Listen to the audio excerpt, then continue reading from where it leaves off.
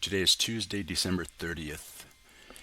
3 minutes before the New York Stock Exchange opens, and we could see the overnight price action has just been chopping in a 1 point range. This is Monday's price action.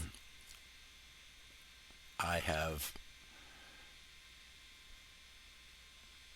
placed horizontal lines at the high of the day of yesterday and at the low of the day. Overnight, there has been no breach of this range from yesterday.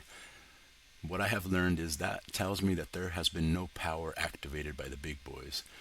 Like a slingshot, when you're going to shoot a slingshot, you pull that band all the way back, and when you release it, it flies far. In the same way, the market moves.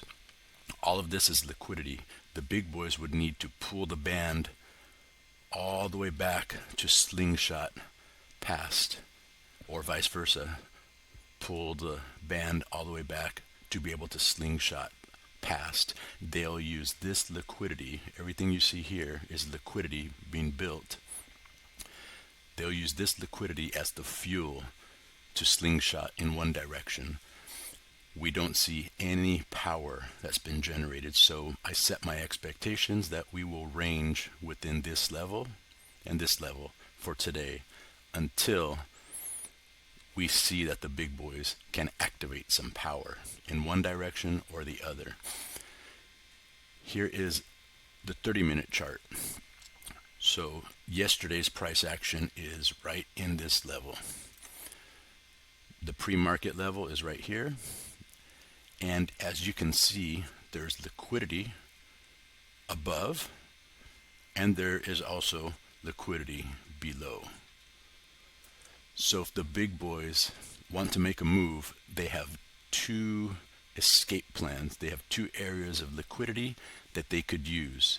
What they will need to do is induce or fake out a buyer or fake out a seller to induce a direction to slingshot past and take this liquidity to head up, or they'll induce a direction this way